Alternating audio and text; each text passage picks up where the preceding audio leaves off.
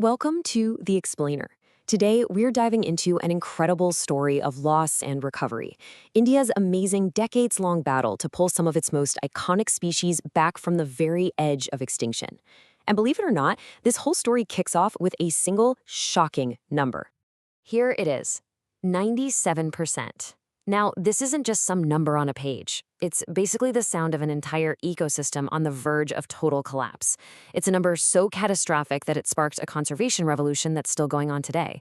So what on earth does it represent? Well, that 97%, that's how many of India's gyps vultures just vanished from the skies by 2005. I mean, can you even imagine that?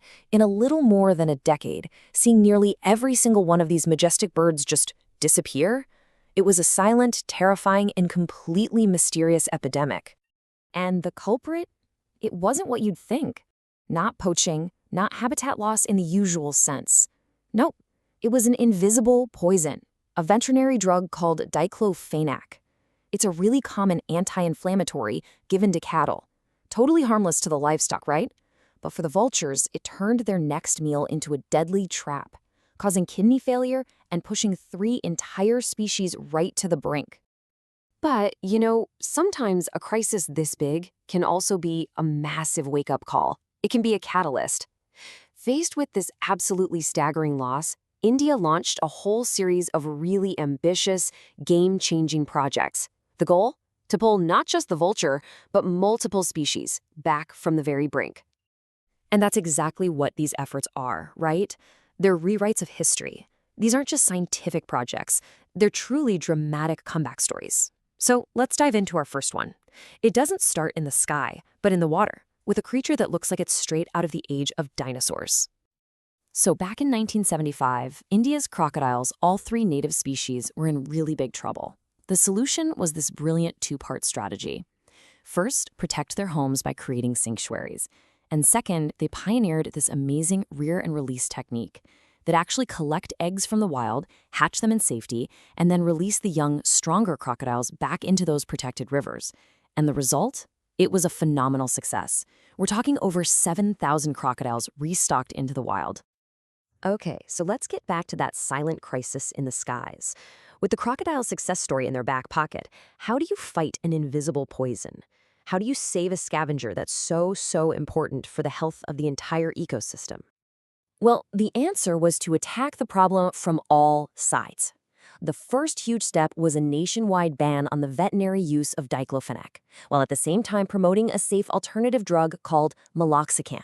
To make sure there was safe food out there, they created these huge Vulture Safety Zones. And finally, as a kind of insurance policy, they set up captive breeding centers to rebuild the population in a completely protected environment. Okay, so let's leave the skies for a minute and head for the high valleys. Because up in the mountains of Kashmir, another beautiful species, the Hangul, or Kashmir Stag, was just quietly fading away. People were starting to call it a ghost in its own forest. By 1970, habitat destruction and poaching had just decimated the Hangul population. There were only about 150 of them left. That's it. But check this out. The turnaround was incredible. Thanks to a really dedicated project focused on protecting their main home in Dachigam National Park, their numbers more than doubled in just 1 decade. It just goes to show the power of focused habitat protection. All right, next up, let's talk about one of India's most iconic animals, an absolute powerhouse, the greater one-horned rhinoceros. Saving this one, well, it required a plan that was just as ambitious and, frankly, just as smart. So what's really interesting here is that the main goal wasn't just let's get more rhinos. It was about managing risk. See, having almost all of them crammed into one park was like putting all your eggs in one basket. It was a huge gamble. One disease, one big poaching spree, and you could lose almost everything. So the vision was all about diversification. The plan was to create several different, thriving populations, spreading the rhinos out to guarantee their survival for the long haul. So when you look at all these early wins, with the crocs, the vultures, the rhinos, you start to see this really crucial lesson emerging. And it's this. To really truly save a species, you can't just focus on the animal. You have to save its entire world. And Project Snow Leopard, which kicked off in 2009, is the perfect example of this new way of thinking.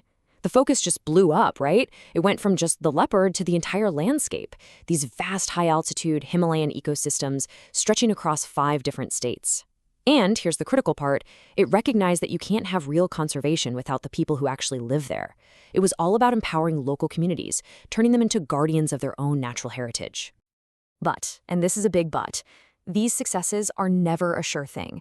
The fight for conservation is also filled with loss, and it is so important to look at what happens when help comes too late, because some of these stories, they just don't get a happy ending.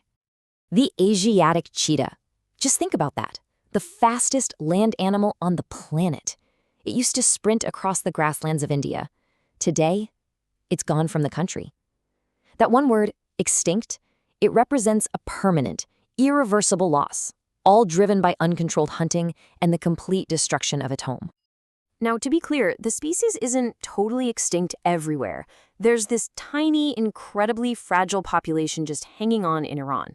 But its story in India? Well, it's a really sobering reminder of what's at stake. It's a chapter of history that, at least for now, cannot be rewritten. So that brings up a question, right? When a species' numbers get dangerously low, like they did with the crocodiles and vultures, how do conservationists actually pull them back? Well, they have this amazing scientific toolkit, and one of the most powerful tools in it is something called captive breeding. Okay, so think of this 4-step cycle as a kind of biological safety net. First step, capture. A small, carefully selected number of animals are brought in from the wild. Step 2, breed. They're bred in these protected, specialized facilities to boost their numbers. Then, step 3, raise. The offspring are raised with expert care to get them ready for life in the wild. And the final step, reintroduce. This new generation is released back out there to strengthen the wild populations. It's super complex and takes a ton of resources, but what it does is buy precious, precious time. But here's the thing. This fight is nowhere near over. While some of those big historical threats have been dealt with, the challenges today are often way more complex, more widespread, and frankly, a lot harder to fight than just a single poison or a poacher. For a perfect example, just look at India's national aquatic animal, the Ganges River dolphin. We're talking about this unique freshwater mammal that's trying to survive in one of the most densely populated and polluted river basins on the entire planet. So, unlike the vultures where there was one clear bad guy, the dolphin is facing a constant, crushing storm of threats all at once. You've got river pollution, you've got dams chopping up its habitat, you've got them getting tangled up by accident in fishing nets, and that's not even the whole list. There is no single silver bullet solution here. And that right there, that gets to the absolute heart of what modern conservation is all about. Saving this one species means you have to take on this massive effort, not just to protect the animal itself, but to restore the health of the entire river system, a system that millions and millions of people also rely on. And this really brings us to the final and most crucial point of all. This whole journey of conservation in India, it shows this clear evolution, right? It started with saving a single species, then it grew to protecting a whole landscape, and now it's about restoring an entire ecosystem. So the ultimate challenge, and this isn't just for India, this is for all of us, is no longer just about rewriting one chapter for one animal anymore. It's about making sure the whole book, the entire web of life, survives.